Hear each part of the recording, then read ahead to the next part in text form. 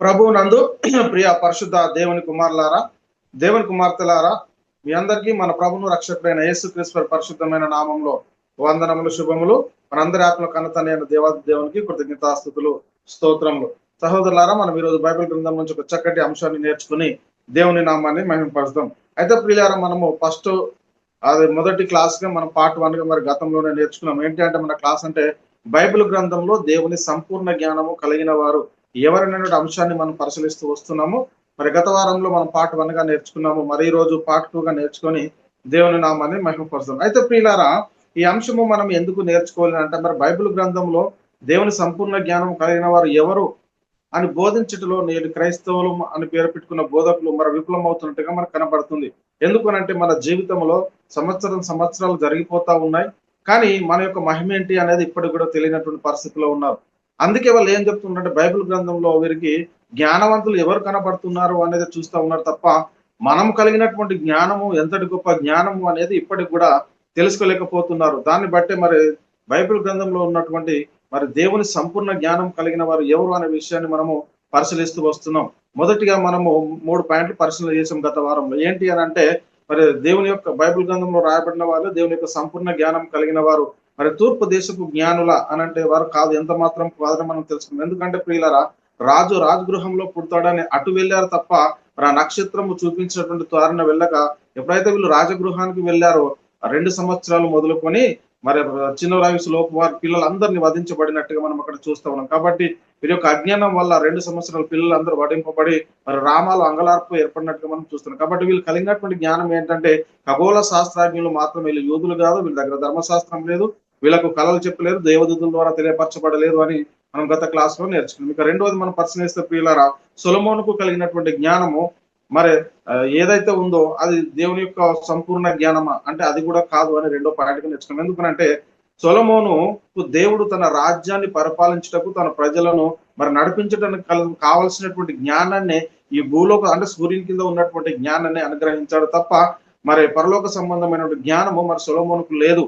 కాబట్టి మరి సొలొమోను కలిగినటువంటి జ్ఞానము దేవుని యొక్క సంపూర్ణ జ్ఞానము కాదు అని మనము మొదట గ్రహించాం. అదేవిధంగా మూడోది కూడా మనం పరిశీలిస్తే ప్రియులారా, మరి ధర్మశాస్త్రం కలిగినటువంటి ఇశ్రాయేలీయులు దేవుని యొక్క సంపూర్ణ జ్ఞానం కలిగిన వారా అని మనం పరిశీలన చేసిన పాయింట్ లో మరి వాళ్ళు కూడా దేవుని యొక్క సంపూర్ణ జ్ఞానం కలిగిన వారు కాదు అని తెలుసుకుంది. ఎందుకు అంటే ప్రియులారా, వారికి ఇవ్వబడినటువంటి ధర్మశాస్త్రం ఏదైతే ఉందో అది రాబోచున్న మేలుల ఛాయ, నిజస్వరూపము క్రీస్తులో ఉందని మనం తెలుసుకున్నాం. అంటే పిల్లరా, మరి క్రీస్తు వద్దకు నడిపించటకు ధర్మశాస్త్రము బాల శిక్షకుడు ఆయన అనేటువంటి విషయాన్ని కూడా మనం చాలా జాగ్రత్తగా నేర్చుకున్నాం. కాబట్టి పిల్లలు మనం పరిశీలన చేస్తే ఈ ముగ్గురులో కూడా దేవుని యొక్క సంపూర్ణ జ్ఞానం కలిగిన వారు లేరు అని మొట్టమొదట మనం గుర్తించాల్సినటువంటి అవసరం ఎంత ఉంది. అయితే పిల్లలు, ఈ రోజు మన 4వ పాయింట్ ఏమిటని ఇక్కడ మనం పరిశీలిస్తే ప్రియులారా, మరి ప్రవక్త అయిన అంటే దేవుని సంపూర్ణ జ్ఞానం కలిగిన వారు ఎవరంటే 4వ పాయింట్, ప్రవక్త అయిన దానియేలు దేవుని యొక్క సంపూర్ణ జ్ఞానం కలిగిన వాడా అని మనం పరిశీలన చేస్తే, అవును, దానియేలు దేవుని యొక్క సంపూర్ణ జ్ఞానం కలిగిన వాడని కొంతమంది బోధిస్తారు. అది నిజమేనా?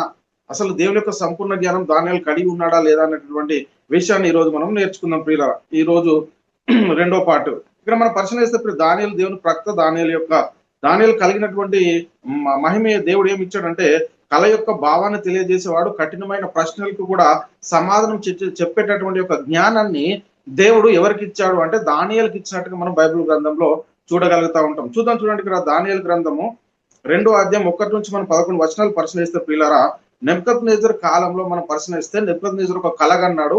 ఆ కళ యొక్క భావాన్ని తెలియజేసడానికి మరి అక్కడ చాలా మందిలో ఆ దేశంలో ఉన్నటువంటి మాంత్రికులు కానీ శూద్రవులు కానీ అందరూ వచ్చారు. కానీ ఎవరు కూడా కళ యొక్క భావాన్ని తెలియజేసిన పరిస్థితుల్లో ఈ దానియేలు గారు తెలియజేస్తారు. అది ఏంటి అనేది దాని గురించి మనం ఇప్పుడు చూస్తూ ఉంటాం. నెబుకద్నెజర్ తన ఏలుబడి అందు 2వ సంవత్సరంన, అంటే రాజు ఎవరంటే నెబుకద్నెజర్ రాజు అని మనం మొట్టమొదట గుర్తించుకోవాలి. నెబుకద్నెజర్ తన ఏలుబడి అందు 2వ సంవత్సరంన కలలు కనెను. అందు గురించి ఆయన మనసు కలత పడగా ఆయనకు నిద్ర పట్టకుండెను. కాగా రాజు తన కనిన కలను తనకు తెలియజెప్పుటకై సుగుణగాండ్రను, గారడి విద్య గల వారిని, మాంత్రికులను, కల్దీలను పిలువనప్పుడని ఆజ్ఞయ్యగా వారు వచ్చి రాజు సమూహం నిలిచిరి.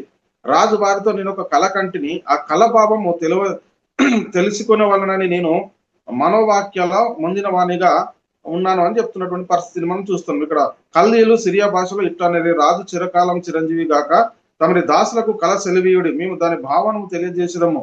రాజు, నేను దాన్ని మర్చిపోతుని గాని కళను దాని భావన మీరు తెలియజేయని ఎడల మీరు తుత్తునీళ్ళుగా చేయబడుతురు, మీ ఇండ్లు పెంట కుప్పలుగా చేయబడుతుంది. ఇక్కడ మనం పరిశీలిస్తే రాజు ఒక కల కన్నాడు, కానీ ఆ కళను మర్చిపోయాడు.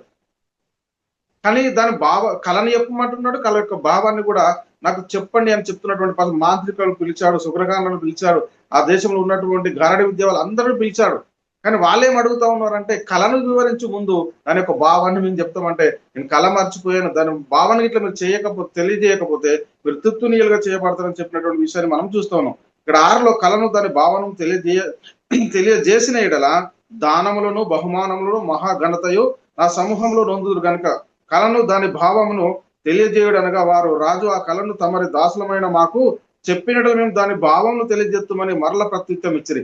వాళ్ళు ఏమంటారు, ఒకవేళ తెలియజేయకపోతే మీరు తుత్తునీలుగా చేయబడతారు, ఒకవేళ తెలిస్తే సమూహంలో మరి మీకు ఘనత వచ్చేటటువంటి పరిస్థితి, మీరు మరి బహుమానాలు పొందుకునేటటువంటి పరిస్థితి ఉందని చెప్పినప్పుడు మళ్ళీ నెబుకద్నెజరుకు వీళ్ళు ఏం చెప్తున్నారంటే ఆ కళను మాకు వివరించండి అని చెప్తున్నటువంటి పరిస్థితిని మనం ఇక్కడ చూస్తూ ఉన్నాం. అందుకు రాజు ప్రత్యుత్తరం ఇచ్చి చెప్పినదేమనగా, నేను మర్చి ఉండుట మీరు చూచి కలహారము చేయవాలని మీరు కనిపెట్టుచున్నట్లు నాకు బాగా గ్రహించిన అవమానపరచాలి అని అనుకుంటున్నారు మీరు.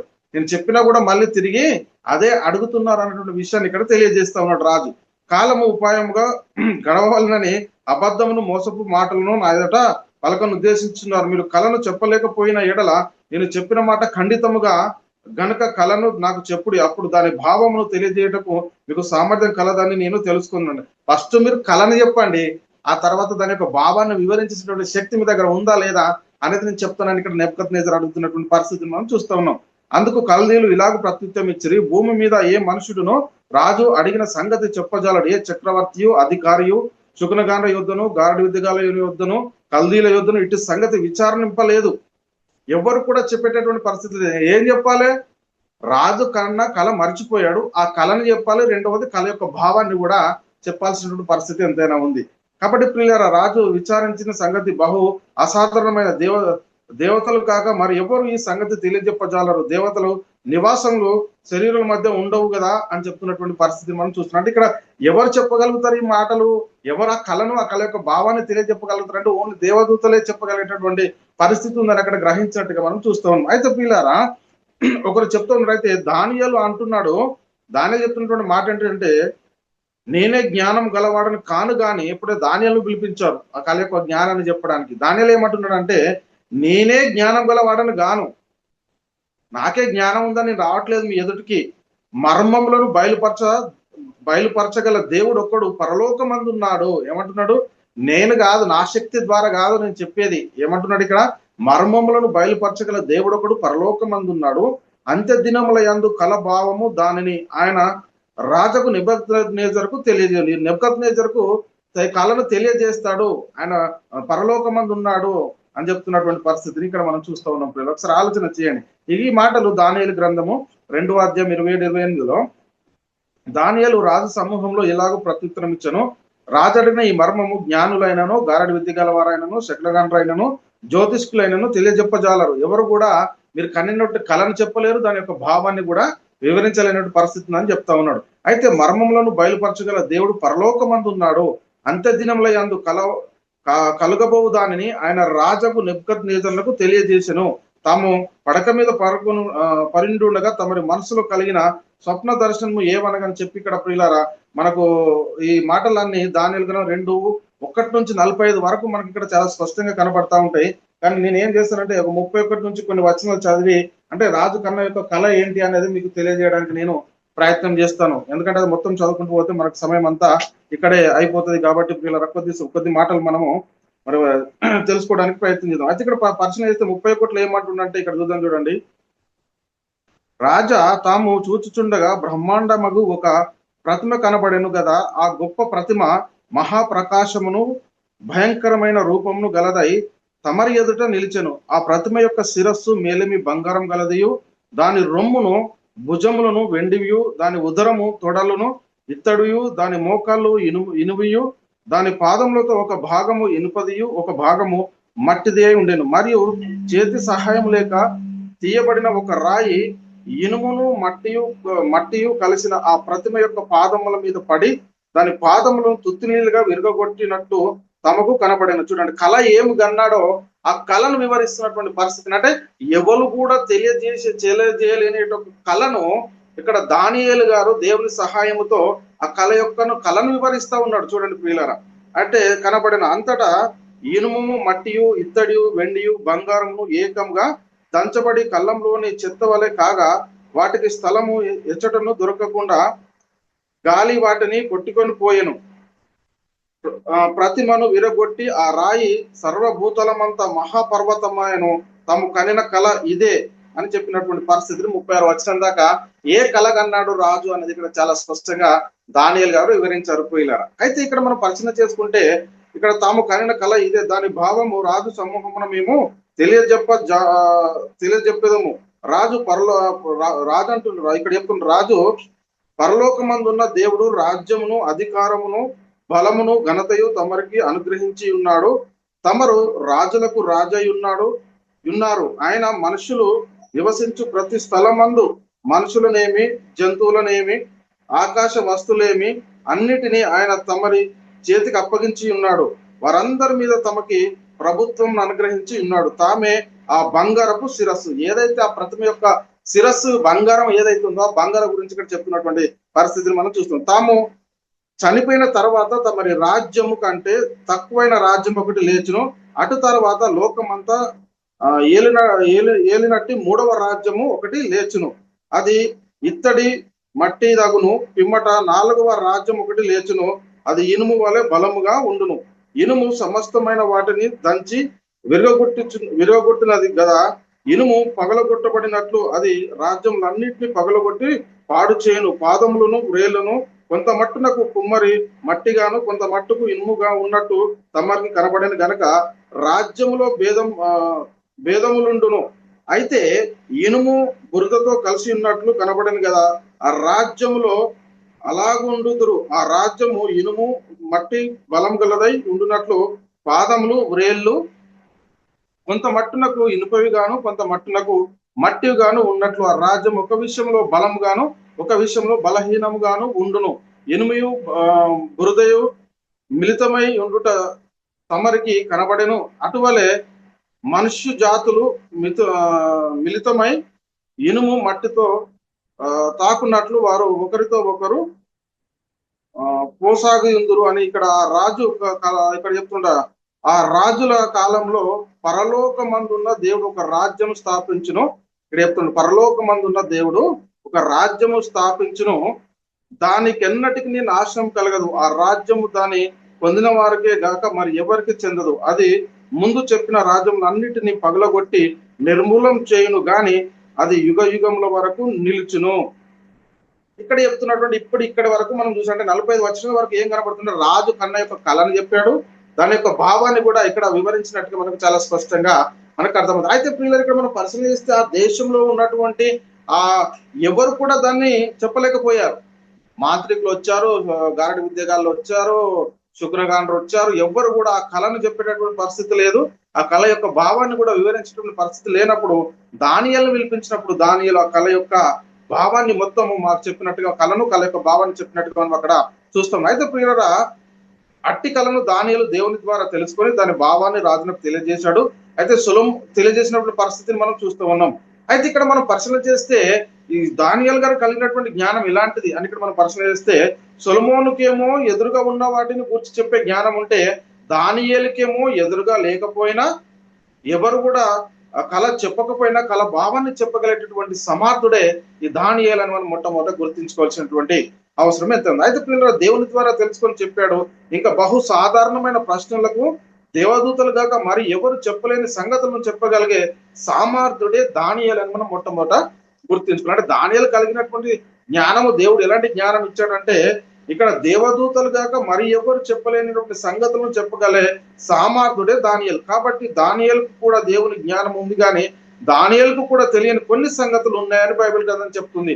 అందుకే దానియేలు దేవుని యొక్క సంపూర్ణ జ్ఞానము కలిగినటువంటి వాడు కాదు. చూడండి పిల్లరా, కొంతమందికేమో లోక సంబంధమైనటువంటి జ్ఞానం ఇచ్చాడు దేవుడు. దానియేలుకేమో కళ చెప్పకపోయినా కళను వివరించే జ్ఞానం ఇచ్చాడు. కళ యొక్క భావాన్ని తెలియజెప్పేటటువంటి జ్ఞానాన్ని దానియేలుకి ఇచ్చాడు. కానీ ఇక్కడ మరి పరిశీలన చేస్తే మరి దానియేలు దేవుని యొక్క సంపూర్ణ జ్ఞానం కలిగిన వాడు అంటే కాదు. ఎందుకంటే దానియేలుకు తెలియనటువంటి కూడా కొన్ని సంగతులు ఉన్నాయని బైబిల్ గ్రంథం చెప్తుంది. అదేంటి ఇప్పుడు మనం చూద్దాం, చూడండి ప్రియరా. అందుకే దానియేలు దేవుని సంపూర్ణ జ్ఞానం కలిగిన వాడు కాదని మనం నేర్చుకుందాం. దేవుడు తన దూతల ద్వారా జనులకు అంత్య దినములను గురించి తెలియజేసిన సంగతులు దానియేలుకు అర్థం కానటువంటి పరిస్థితిని మనం చూస్తూ ఉన్నాం. అర్థమైందండి? ఏంటంటే మన ప్రశ్న ఏంటంటే, దేవుడు తన దూతల ద్వారా జనులకు అంత్య దినములను గురించి తెలియజేసినటువంటి సంగతులు దానియేలుకు అర్థం కాలేదట. ఏంటి ఇక్కడ చూద్దాం అంటే, నేను ఏమంటున్నాడు దానియేలు, నేను వింటిని గాని గ్రహించలేకపోతుని, నా ఏలిన వాడ వీటికి అంతమేమని అడగగా అతడు ఈ సంగతులు అంత్యకాలం వరకు మరుగ్గా ఉండునట్లు ముద్రింపబడి ఉన్నవి గనుక దానియేలు నువ్వు ఊరుకుండు అని చెప్పినటువంటి పరిస్థితిని కూడా చూస్తాం. అంటే అంత్యకాలం వరకు అవి మరుగై ఉన్నాయి, వాటి గురించి తెలుసుకునేటువంటి పరిస్థితి లేదు, ఊరుకో అని చెప్తున్నాడు. కాబట్టి పిల్లలు మరి దానియేలు దేవుని యొక్క సంపూర్ణ జ్ఞానం కలిగిన వాడా అంటే ఎంత మాత్రం కాదు అని మనం మొట్టమొదట గుర్తుంచుకోవాలి. ఇక్కడ దానియేలు గ్రంథము 12వ అధ్యాయము 5 నుంచి 9 వచనాలు మనం పరిశీలిస్తే ప్రియులారా, దానియేలును నేను చూచుచుండగా మరి ఇద్దరు మనుషులు ఏట అవతల ఒడ్డున ఒకడు, ఏటి యువతలి ఒడ్డున ఒకడు నిలిచిరి. ఆ ఇద్దరులో ఒకడు నారబట్టలు వేసుకున్నవాడై ఏటి నీళ్ల పైన ఆడుచున్న వాడిని చూచి ఈ ఆశ్చర్యము ఎప్పుడు సమాప్తమగునని అడగగా, నారబట్టలు వేసుకున్న ఏటిపైన ఆడుచున్న ఆ మనుషుని మాటను నేను వింటిని. ఏమనగా అతడు తన కుడి చేతిని ఎడమ చేతిని ఆకాశం వైపుకెత్తి నిత్య జీవి వాని నామమున ఒట్టు పెట్టుకొని ఒక కాలంలో అర్ధకాలము పరిశుద్ధ జనము యొక్క బలమును కొట్టివేయబడుట ముగింపబడగా సకల సంగతులు సమాప్తమగున నేను వింటిని గాని గ్రహించలేకపోతుని, ఏలినవాడా వీటికి అంతమేమని నేను అడగగా అతడు ఈ సంగతులు అంత్యకాలం వరకు మరుగ్గా ఉండునట్లు ముద్రించబడి ఉన్నవి గనక దానియేలు నీవు ఊరుకుండు మంచి. అంటే అంతకాలం యొక్క జ్ఞానాన్ని ఇతనికి తెలియదు కాబట్టి మరి దేవుని యొక్క సంపూర్ణ జ్ఞానము కలిగిన వాడు ఇతడు కాదు అని ఇక్కడ మనం మొట్టమొదట గుర్తించుకోవాల్సిన అవసరం ఉంది. కాబట్టి ప్రియరా, దానియేలు కంటే జ్ఞానవంతులు బైబిల్ గ్రంథంలో ఉన్నారా? ఇప్పుడు దానియేలు కళ చెప్పకపోయినా తన భావాన్ని చెప్పేటటువంటి తనలోని దాని యొక్క వివరించేటటువంటి జ్ఞానాన్ని దేవుని ద్వారా పొందాడు కదా. మరి అంతకంటే జ్ఞానవంతులు ఇంకెవరైనా ఉన్నారా అని ఇక్కడ మనం పరిశీలిస్తే, దానియేలు కంటే జ్ఞానవంతులు బైబిల్ గ్రంథంలో ఇంకెవరైనా ఉన్నారా అంటే ప్రియులారా, ఎవరైనా ఉన్నారా అంటే ఉన్నారు. ఎవరంటే దేవుని దగ్గర ప్రధాన దూతలుగా ఉన్నటువంటి దేవదూతలు మరి ఉన్నట్టుగా మనకు కనబడుతుంది. అందులో ఎవరు అంటే ఇక్కడ మనము ఒకప్పుడు దేవుని ప్రధాన దూతగా పనిచేసినటువంటి సాతాను ఎవరంటే లూసిఫర్ దేవదూత గురించి. లూసిఫర్ అంటే ఇక్కడ బ్రైట్ లైట్ అని మనము అర్థం, వీడే సాతాను. అంటే ఒకప్పుడు దేవదూత దగ్గర ఉన్న దేవుని సన్నిధిలో ఉన్నటువంటి వీడు కలిగినటువంటి మహిమ ఇక్కడ మనం చూస్తూ ఉంటాం ప్రియులారు. ఇక్కడ ఏహెచ్కేల్ గ్రంథంలో మనం పరిశీలన చేస్తే 28:1-16 వచనాల్లో, మరియు యెహోవా వాక్కు నాకు ప్రత్యక్షమై ఇలాగ సెలవిచ్చను, నరపుత్రుడు ఆ తూరు అధిపతితో ఇలాగ ప్రకటింపు, ప్రభువు యెహోవా సెలవిచ్చినదేమనగా, గర్విష్ఠుడమైన నేను ఒక దేవదూతనైనట్టు సముద్రం మధ్యలో నేను ఆసీనుడై ఉన్నాను అని నీవు అనుకొనిచున్నావు. నీవు దేవుడకు కాక మానవుడవై ఉండి దేవునికి తగినంత అభిప్రాయం కలిగి ఉన్నావు. నీవు దానియేలు కంటే జ్ఞానవంతుడవు. చూడండి, అంటే దేవదూత ఎవరికంటే జ్ఞానవంతుడు ఇక్కడ చెప్తున్నట్టు, నీవు దానియేలు కంటే, 2వ వచనంలో నువ్వు దానియేలు కంటే జ్ఞానవంతుడవు, నీకు మర్మమైనది ఏదీ లేదు, నీ జ్ఞానం చేతును నీ వివేకం చేతును ఐశ్వర్యం నొందుతీవి, నీ ధనాగారం అంతటికి వెండి బంగారములను తెచ్చుకొంటివి, నీకు కలిగిన జ్ఞానాతిశయముల చేత వర్తకము చేతను విస్తారమైన ఐశ్వర్యం సంపాదించుకొంటివి, నీకు ఐశ్వర్యం కలిగిన దాన్ని నీవు గర్వించిన వాడవైతివి కాగా ప్రభు అయిన యెహోవా ఈ మాట సెలవిచ్చుచున్నాడు, దేవునికి తగినంత అభిప్రాయం కలిగిన వాడ ఆలకించుము, నేను పరదేశులను అన్యజనుల్లో క్రూరులను నీ మీదికి రప్పించుచున్నాను, వారు నీ జ్ఞాన శోభను చెరుపుటకై తమ ఖడ్గములను ఓరదీసి నీ సౌందర్యమును నీచపరతురు, నిన్ను పాతాళంలో పడవేతురు, సముద్రములలో మునిగి చచ్చిన వాని వల్ల నీవు చత్తువు, నేను దేవుడనని నిన్ను చంపిన వాని ఎదుట నీవు చెప్పుదువా, నిన్ను చంపిన వాని చేతిలో నీవు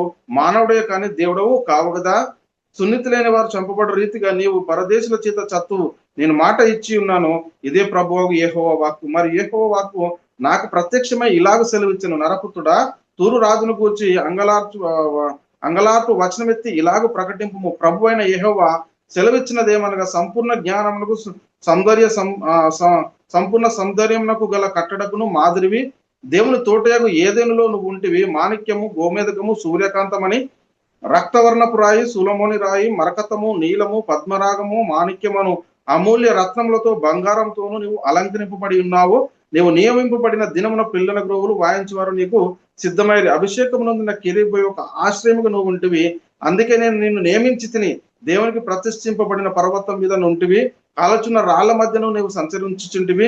నువ్వు నియమింపబడిన దినము మొదలుకొని పాపము నీ యందు కనబడిన వరకు ప్రవర్తన విషయంలో నువ్వు యథార్థవంతుడిగా ఉంటివి. అయితే నీకు కలిగిన విస్తారమైన వర్తకము చేత లోపల నువ్వు అన్యాయం పెంచుకొని పాపం చేయొచ్చు వచ్చితివి గనక దేవుని పర్వతం మీద ఉండకుండా నేను నిన్ను అపవిత్ర పరిస్థితిని ఆశ్రమిగా ఉన్న కేరేబు కాలుచున్న రాళ్ల మధ్యను నీ విషను సంచరించవు, నిన్ను నాశనము చేసింది. అంటే ఇక్కడ మనం పరిశీలన చేస్తే బైబిల్ గ్రంథంలో దానియేలు కంటే ఇంకా జ్ఞానం కలిగిన వారు ఎవరైనా ఉన్నారా అని అంటే ఇక్కడ దేవదూత అంటే ప్రధాన దూతగా ఒకప్పుడు ప్రధాన దూతగా ఉన్నటువంటి ఆ దేవదూత గురించి మనం ఇక్కడ చూస్తా ఉన్నాం పిల్లలు.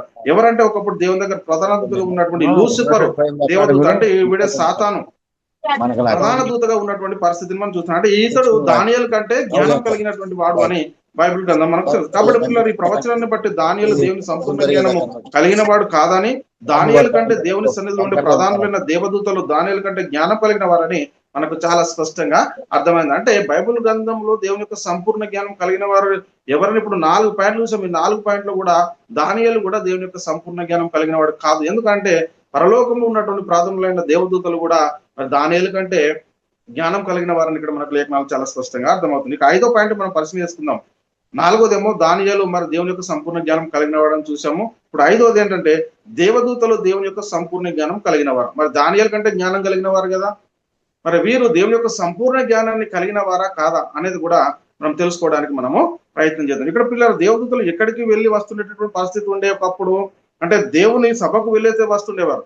దేవుని యొక్క సభలో సభా పర్వతం మీద ఎప్పుడైతే దేవుని యొక్క సభ జరుగుతూ ఉంటుందో ఆ సభకు అటెండ్ అయ్యేటటువంటి పరిస్థితి ఎవరికి ఉండేది అంటే ఈ వెసులుబాటు దేవదూతలకు ఉండేదని మనం మొట్టమొదట గుర్తుంచుకోవాలి. నువ్వు దేవుని ఆలోచన సభలో చేరిన వాడవా, నీవు మాత్రమే జ్ఞానవంతుడు. అంటే దేవదూతలు ఎక్కడికి వెళ్ళేవారు, దేవుని యొక్క ఆలోచన సభకు వెళ్ళేటటువంటి పరిస్థితి. మరి వీళ్ళు దేవుని సభకు వెళ్ళేటటువంటి పరిస్థితుల్లో, ఆలోచన సభకు వెళ్ళేటటువంటి పరిస్థితుల్లో వీరి యొక్క జ్ఞానము దేవుని యొక్క సంపూర్ణ జ్ఞానమా కాదా అనేది చాలా స్పష్టంగా వివరించి చెప్పుటలో నేటి క్రైస్తవులను పేరు పెట్టుకున్నటువంటి అనేక బోధకులు విఫలమైపోతున్నారు. ఎందుకంటే బైబిల్ గ్రంథంలో దేవుని యొక్క సంపూర్ణ జ్ఞానం కలిగిన వారు ఎవరో ఇప్పటికి కూడా తెలియనటువంటి పరిస్థితిలో ఉన్నారు. సంవత్సరాలు జరిగిపోతా ఉన్నాయి కానీ ఇప్పటికి కూడా క్రైస్తవుడు కలిగినటువంటి మహిమ ఏంటని వివరించి చెప్పట్లో అనేక మంది విఫలమైపోతున్నట్టుగా మనకి ఇక్కడ చాలా స్పష్టంగా మనకు కనబడుతుంది. పిల్లలు చాలా జాగ్రత్తగా బైబిల్ యొక్క ఆలోచనలు కానీ దేవుని యొక్క సంకల్పాన్ని కానీ మనం మొదట గ్రహించిన వారమై ఉండాల్సినటువంటి అవసరం ఎంతైనా ఉందని మనకు లేఖనాలు చెలవిస్తా ఉన్నాయి. ఇక్కడ చూద్దాం చూడండి, యోబు గ్రంథము 15వ అధ్యాయం 8వ వచనంలో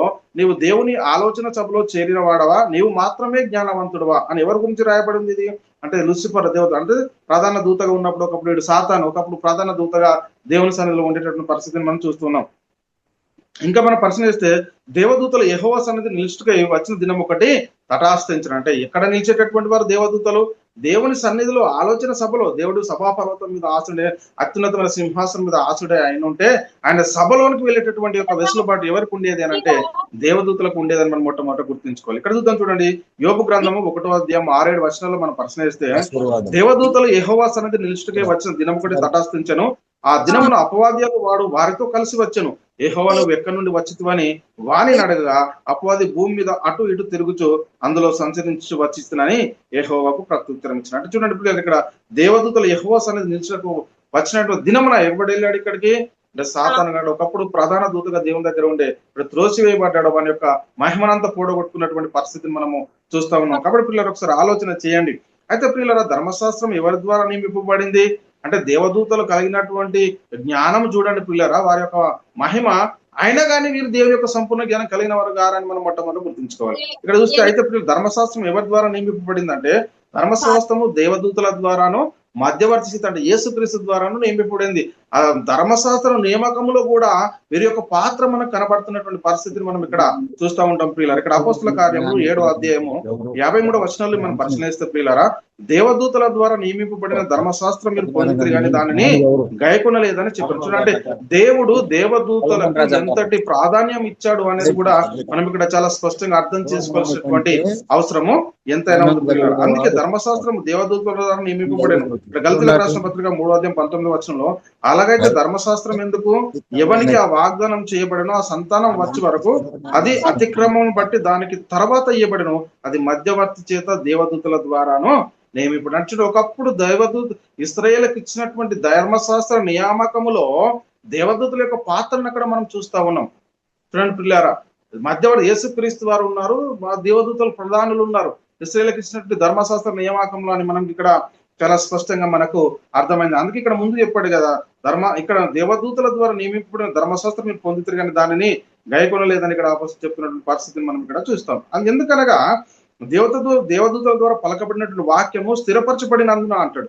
అంటే దేవదూతల ద్వారా ఏవైతే వాక్యాలు మరి జరిగాయో పలకబడినటువంటి వాక్యము స్థిరపరచబడిందట. ఇక్కడ లేఖనం చూద్దాం చూడండి, ఫిబ్రిలకు రాసిన పత్రిక 2వ అధ్యాయం 2వ వచనంలో, ఎందుకనగా దేవదూతల ద్వారా పలకబడిన వాక్యము స్థిరపరచబడినందున ప్రతి అతిక్రమమును అవిధేయతను న్యాయమైన ప్రతిఫలము పొంది ఉండను. అంటే ఎందుకన్నా దేవదూతల ద్వారా పలకబడిన వాక్యము స్థిరపరచబడిన దేవుడు కొన్ని మాటలు దేవదూతల ద్వారా నియమించాడు, కొన్ని మాటలు వారి ద్వారా నియమించినట్టుగా అవి మరి వారికి ఒక ఆజ్ఞగా ఉన్నట్టుగా మనకి ఇక్కడ కనబడతాం. ఇస్రాయేలుకి ఇచ్చినటువంటి ధర్మశాస్త్ర నియామకంలో దేవదూతల యొక్క పాత్ర ఉందన్నట్టుగా మనకి ఇక్కడ మనకు కూడా కనబడుతుంది. కాబట్టి ప్రియులారా, దానియేలు కంటే జ్ఞానవంతులు ప్రధానులైన అధికారులైన దేవదూతలని మనకు చాలా స్పష్టంగా అర్థమైంది. చూడండి ప్రియులారా, అంటే బైబుల్ గ్రంథంలో దానియేలు యొక్క జ్ఞానాన్ని మనం పరిశీలన చేశాము.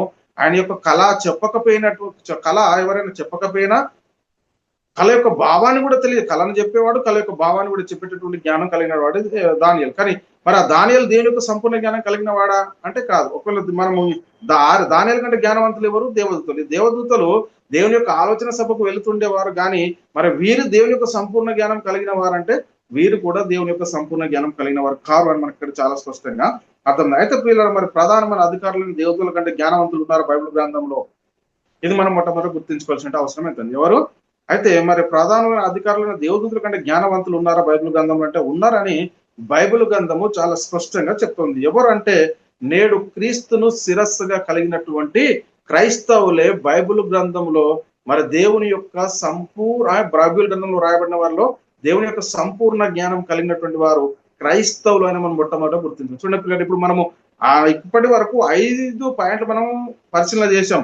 ఒకటేమో అంటే తూర్పు దేశ జ్ఞానులు వారి గురించి చూసాము, రెండవది సొలొమోను గురించి చూసాము, మూడవది ధర్మశాస్త్రం కలిగినటువంటి ఇశ్రాయేలు గురించి చూసాము, నాలుగవది దానియేలు గురించి చూసాము, ఐదవది ప్రధానులైన దేవదూతల గురించి కూడా మనం చూసాము. అంటే వీరిలో ఏ ఒక్కరు కూడా దేవుని యొక్క సంపూర్ణ జ్ఞానం కలిగిన వారు కారు అని బైబిల్ గ్రంథ ప్రకారం నుంచే వచనాల ద్వారా మరి మీకు ప్రతి ఒక్కటి చూపించుతూ వచ్చాం. కాబట్టి ఒకసారి ఆలోచన చేయండి, మరి దేవుని యొక్క సంపూర్ణ జ్ఞానం కలిగినటువంటి వారు ఎవరు అని ఇక్కడ మనం పరిశీలన చేస్తే నేడు క్రీస్తును శిరస్సుగా కలిగినటువంటి క్రైస్తవులే దేవుని యొక్క సంపూర్ణ జ్ఞానం కలిగిన వారని మనం అర్థం. ఎందుకంటే ప్రియులారా, క్రైస్తవుల యొక్క మహిమ ఏంటంటే వీళ్ళు అదృశ్యమైన వాటిని ఉన్నట్లుగానే చూసేటువంటి పరిస్థితి క్రైస్తవులకు ఉందని మనం మొట్టమొదట మనం అర్థం. అంటే దృశ్యమైన వాటిని చూడక అదృశ్యమైన వాటిని నిదానించి చూసినటువంటి ఒక జ్ఞానము దేవుడు అంటే క్రైస్తవ అదృశ్యమైన వాటిని చూసేవారు. కొంతమంది ఏమో వీళ్ళు చూసి చెప్పేవారు, కానీ దేవుని యొక్క సంపూర్ణ జ్ఞానం ఈ రోజు ఎవరికి ఇచ్చాడు దేవుడు అంటే నేడు క్రీస్తును శిరస్సుగా కలిగినటువంటి క్రైస్తవులకు ఇచ్చడం మనం మొట్టమొదట గుర్తించుకోవాలి. 6వ పాయింట్ ఏంటంటే దేవుని సంపూర్ణ జ్ఞానం కలిగిన వారు నేడు క్రీస్తును శిరస్సుగా కలిగినటువంటి క్రైస్తవులు అని మనం మొట్టమొదట గుర్తించుకోవాలి. ఎందుకంటే క్రైస్తవులు 3 లోకాల్లో ఉన్న సంగతులు తెలుసుకున్నవారు. అర్థమైందండి, 3 లోకాల్లో ఉన్నటువంటి సంగతులు తెలుసుకున్న. అందుకే దేవదూతల జ్ఞానం కంటే మరి క్రైస్తవులు జ్ఞానవంతులు అని మనం మొట్టమొదట గుర్తించుకోవాల్సినటువంటి అవసరం ఎంత. ఇప్పుడు అప్పటి వరకు ఎవరికి కూడా 3 లోకాలు ఉన్నటువంటి జ్ఞానం తెలిసినటువంటి పరిస్థితి లేదు.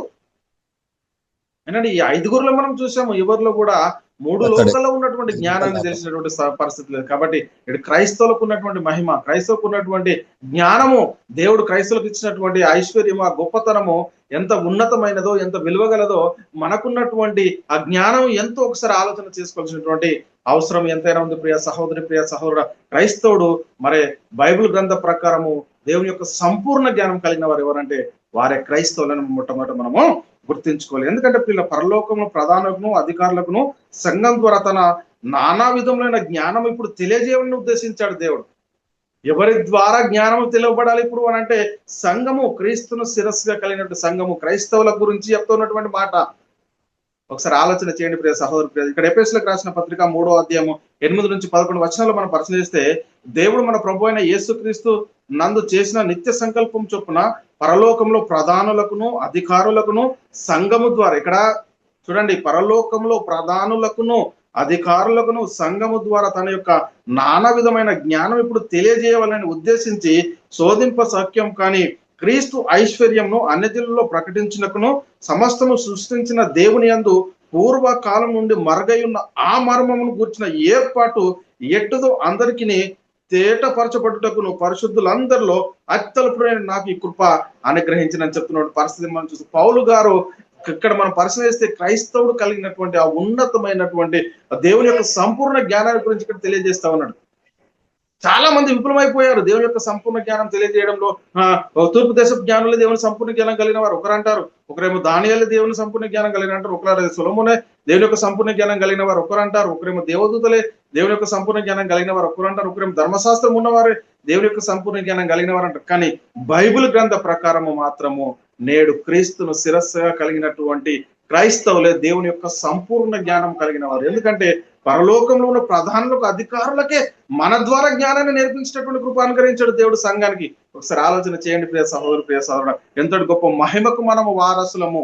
చూడండి, ఇక్కడ దేవుడు మన ప్రభు అయిన యేసుక్రీస్తునందు చేసిన నిత్య సంకల్పం చొప్పున పరలోకంలో ప్రధానులకును అధికారులకును సంఘం ద్వారా తన యొక్క నానా విధములైన జ్ఞానం ఇప్పుడు తెలియజేయాలని ఉద్దేశించి శోధింప సౌఖ్యం కాని ఏమంటున్నాడు, శోధింప సౌఖ్యం కాని క్రీస్తు ఐశ్వర్యమును ఏంటంటే శోధింప సౌఖ్యం కాని క్రీస్తు ఐశ్వర్యమును అన్య జనులలో ప్రకటించుటకును సమస్తము సృష్టించిన దేవుని యందు పూర్వకాలము నుండి ఏంటండి పూర్వకాలం నుండి మరుగయున్న ఆ మర్మమును గూర్చిన ఏర్పాటు, పూర్వకాలం నుండి మరుగై ఉన్న ఆ మర్మను గూర్చినటువంటి ఏర్పాటు ఎట్టిదో అందరికి తేటపరచుటకును పరిశుద్ధులందరిలో అత్యల్పుడైన నాకు ఈ కృప అనుగ్రహించడానికి పౌలు గారు చెప్తారు. చూడండి, ఇప్పుడు ఈరోజు క్రైస్తవులు కలిగినటువంటి మహిమ ఏంటి అనేది మనము మొట్టమొదటి గుర్తించుకోవాల్సిన అవసరం ఎంత ఉంది. కాబట్టి ప్రియులారా, నేడు క్రైస్తవులు దేవదూతలకు దేవుని జ్ఞానాన్ని నేర్పే ఇప్పుడు చూడండి, కాబట్టి నేడు క్రైస్తవులు దేవదూతల కంటే ఎక్కువ జ్ఞానం కలిగిన వారని మనం మొట్టమొదట గుర్తించుకోవాలి. ప్రియులారా, దేవుని జ్ఞానాన్ని నేర్పిన వారు నేడు క్రైస్తవులు.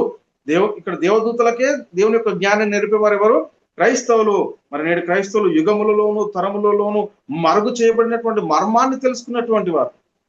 అంటే మరుగు చేయబడినటువంటి మర్మం ఏదైతే ఉందో, దేవుని యొక్క సంపూర్ణ జ్ఞానం ఏదైతే ఉందో అది నేడు క్రైస్తవులు పొందుకున్నారండి, క్రైస్తవులకు అనుగ్రహించారండి దేవుడు. మరి ఈరోజు చూడండి, బైబిల్ గ్రంథ ప్రకారము మరి దేవుని యొక్క సంపూర్ణ జ్ఞానం కలిగిన వారు ఎవరు? ఈరోజు మనం ఎటువైపు చూస్తూ ఉన్నాము, మన విశ్వాస జీవితము ఎటు కొనసాగిస్తున్నాము అనేది మొట్టమొదటి గుర్తించుకోవాలి. ఎఫెసీయులకు రాసిన పత్రిక 2:20 క్రీస్తు యేసే ముఖ్యమైన మూలరాయి ఉండగా అపోస్తుల ప్రవక్తలు వేసిన పునాది మీద మీరు కట్టబడతా ఉన్నది. అపోస్తుల ప్రవక్తలు వేసిన పునాదిలో ఎవరైతే దీనిలో ఉంటున్నారో వీరు క్రైస్తవులు. అంటే దేవుని యొక్క సంకల్పాన్ని ఏదైతే మరుగైనటువంటి మర్మాన్ని తెలుసుకున్నటువంటి వారు క్రైస్తవులు మనం మొట్టమొదట గుర్తించాలి. అందుకే పేతురు గారు ఒక మాట చెప్తున్నాడు. పేతురు గారు రాసిన మొదటి పత్రిక 1:22 మీరు మీరు సత్యములకు విధేయులవుట చేత మీ మనసులను పవిత్రపరచుకున్న వారై ఉండి ఒకరికొకడు హృదయపూర్వకంగా మిక్కటముగాను ప్రేమ. అంటే మీరు సత్యములకు విధేయులవుట చేత, మీరు ఎవరికి దేనికి విధేయులము? మనము సత్యాన్ని తెలుసుకున్నటువంటి వారమని మనం మొట్టమొదట గుర్తించాల్సిన అవసరం ఎంత. అందుకే ఇక్కడ ఎఫెసీయులకు రాసిన పత్రిక 3:8-11 అద్భుతమైనటువంటి మాటలు చెప్తున్నాండి.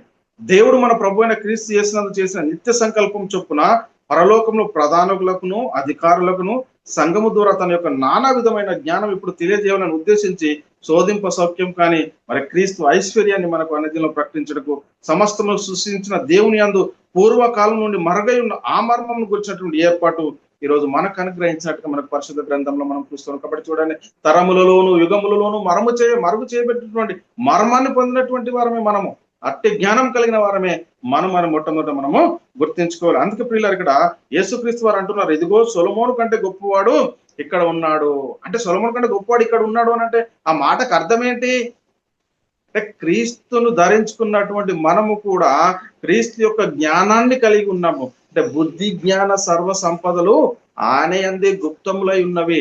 ఆయనను ధరించుకుంటే బుద్ధి జ్ఞాన సర్వ సంపదలన్నిటిని కూడా మనము ధరించుకున్న వారం అయితే మనం మొట్టమొదటి మనం గుర్తించుకోవాలి. ఇక్కడ మత్తయి సువార్త 12:42 చెప్తుండ్రు, విమర్శ సమయమున దక్షిణ దేశపు రాణి తరం వారిలో నిలవబడి వారి మీద నేరస్థాపన చేయను. ఆమె సొలొమోను జ్ఞానం వినుటకు భూమి అంతం నుండి వచ్చాను. ఇదిగో సొలొమోను కంటే గొప్పవాడు ఇక్కడ ఉన్నాడు. అంటే క్రైస్తవుల యొక్క మహిమ ఏంటి ఒకసారి ఆలోచన చేయండి ప్రియ సహోదరుడా.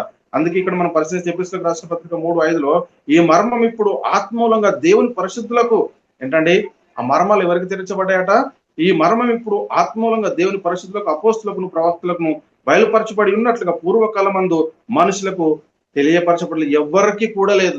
క్రైస్తవులు కలిగినటువంటి జ్ఞానము బైబిల్ గ్రంథ ప్రకారము దేవుడు ఎవరికి కూడా తేటపరచబడలేడు అని మొట్టమొదట మనం గుర్తుంచుకోవాలి. అంటే బైబిల్ గ్రంథ ప్రకారం దేవుని యొక్క సంపూర్ణ జ్ఞానం కలిగిన వారు ఎవరు ఉన్నారంటే వారు ఒక క్రీస్తును శిరస్సుగా కలిగినటువంటి సంఘంలో చేర్చబడినటువంటి క్రైస్తవులే అని మనం మొట్టమొదటి, అంటే క్రీస్తును శిరస్సుగా కలిగినటువంటి సంఘంలో ఎవరు వారు అని అంటే యేసుక్రీస్తు దేవుని కుమారుడు, యేసుక్రీస్తు ప్రభువు, యేసుక్రీస్తు రక్షకుడు, యేసుక్రీస్తు ద్వారా పాపక్షమాపణ, రక్షణ, నిత్య జీవం, పరలోకం అని నమ్మి విశ్వసించి మారు మనసు పొంది పశ్చాత్తపడి యేసుక్రీస్తు నామంలో బాప్తిసం తీసుకుని ఎవరైతే సంఘంలో చేర్చబడుతున్నారో వారే క్రీస్తును శిరస్సుగా కలిగినటువంటి సంఘంలో చేర్చబడిన వారని మనం మొట్టమొదట గుర్తించుకోవాల్సిన అవసరం ఎంతైనా ఉంది ప్రియులారా.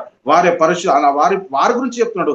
ఈ మర్మం ఇప్పుడు ఆత్మూలంగా దేవుని పరిశుద్ధులకు, అపోస్తులకు, ప్రవక్తలకు బయలుపరచబడి ఉన్నట్లుగా పూర్వకాలం మనుషులకు తెలియపరచబడలేదు అని చెప్తుంది. కాబట్టి ప్రియులారా, నేటి క్రైస్తవులు తరములలోను యుగములలోను మరుగు చేయబడినట్టు మర్మంను తెలుసుకున్న వారు క్రైస్తవులను మొట్టమొదట గుర్తించాలి. ప్రియులారా, ఇప్పుడు చెప్పండి, ఎవరు దేవుని సంపూర్ణ జ్ఞానం కలిగిన వారు అంటే దేవుని సంపూర్ణ జ్ఞానం కలిగిన వారు తూర్పు దేశపు జ్ఞానులు, సొలొమోన ధర్మశాస్త్రం కలిగిన యూదులైన ప్రవక్తల, దానియేల, పరలోకమందున్న ప్రజలైన దేవదూతల, లేక క్రీస్తును శిరస్సు కలిగినటువంటి క్రైస్తవుల అనేది మనం మొట్టమొదట గుర్తించుకుంటే ప్రియులారా, దేవుని యొక్క సంపూర్ణ జ్ఞానం కలిగిన వారు ఎవరు అంటే క్రీస్తును శిరస్సుగా కలిగినటువంటి క్రైస్తవులే. అవును, నేడు క్రీస్తును శిరస్సుగా కలిగిన క్రైస్తవులే దేవుని యొక్క సంపూర్ణ జ్ఞానం కలిగిన వారు అని మొట్టమొదట మనము గుర్తించుకోవాలి. కాబట్టి పిల్లలు ఎంతటి జ్ఞానం కలిగిన క్రైస్తవులు దేవా నాకు సొలొమోనుకు ఇచ్చిన జ్ఞానం ఇవ్వండి అని ప్రార్థన చేస్తున్నారు. ఒక BA చదివిన వ్యక్తి, 1వ తరగతి చదువుకున్నటువంటి ఒక వ్యక్తి యొక్క జ్ఞానాన్ని అడుగుతున్నట్టుగా మనకు దీని ద్వారా విసిదపరచబడుతుంది. దానియేలు కలిగినటువంటి, ఇప్పుడు ఇక్కడ సొలొమోను కలిగినటువంటి జ్ఞానం ఏంటి, క్రైస్తవులు కలిగినటువంటి జ్ఞానం ఏంటి? జగత్తుత్పత్తి మొదలుకొని మరుగు చేయబడినట్టు మర్మాన్ని మనం తెలుసుకున్న వారం అయితే ఇంకా క్రైస్తవులు దేవా మాకు సొలొమోనుకు ఇష్టం జ్ఞానం ఇవ్వండి అని ప్రార్థన చేస్తున్నా అంటే దీని ద్వారా మనకి ఏమర్థమవుతుందంటే ఒక BA చదివిన వ్యక్తి 1వ తరగతి చదువుకున్నటువంటి జ్ఞానాన్ని అడుగుతున్నట్టుగా మనకు అర్థమవుతున్న పరిస్థితిని మనం చూస్తున్నాం. కాబట్టి పిల్లరా, నేడు క్రీస్తును శిరస్సుగా కలిగిన సంఘంలో చేర్చబడిన క్రైస్తవులు 3 లోకంలో ఉన్న జ్ఞానం కలిగిన వారు, యుగంలోను తరములలోను మరుగు చేయబడినటువంటి మర్మాన్ని తెలుసుకున్న వారు. అంటే దేనిని బట్టి అంటే అపోస్తులు ప్రవక్తలు వేసిన పునాది, ఆత్మ యొక్క నియమము, పరిశుద్ధులకు ఒకేసారి అప్పగింపబడిన పోదా. కాబట్టి దేవుని సంపూర్ణ జ్ఞానం కలిగిన వారు బైబిల్ గ్రంథంలో నేడు క్రీస్తును శిరస్సుగా కలిగినటువంటి సంఘంలో చేర్చబడిన వారని మనం మొట్టమొదట గుర్తించుకోవాల్సినటువంటి అవసరం ఎంతైనా ఉంది. కాబట్టి ఒకసారి ఆలోచన చేయండి. బైబిల్ గ్రంథ ప్రకారము ఏంటంటే బైబిల్ గ్రంథ ప్రకారము దేవుని యొక్క సంపూర్ణ జ్ఞానం కలిగిన వారు ఎవరు అనేది మనము 6 పాయింట్లు 2 క్లాసులో నేర్చుకున్నామని ప్రియులారా.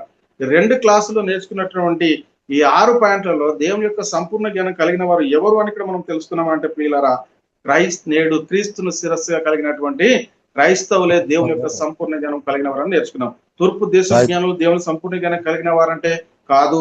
రెండవది సొలొమోను దేవుని యొక్క సంపూర్ణ జ్ఞానం కలిగిన వాడంటే కాదు. ధర్మశాస్త్రం కలిగిన ఇశ్రాయేలీయులు దేవుని సంపూర్ణ జ్ఞానం కలిగిన వారంటే కాదు. ప్రవక్త అయిన దానియేలు దేవుని యొక్క సంపూర్ణ జ్ఞానం కలిగిన వారంటే కాదు. 5 పరలోకమందున ప్రధానులు, అధికారులైన దేవదూతలు దేవుని యొక్క సంపూర్ణ జ్ఞానం కలిగిన వారంటే కారు.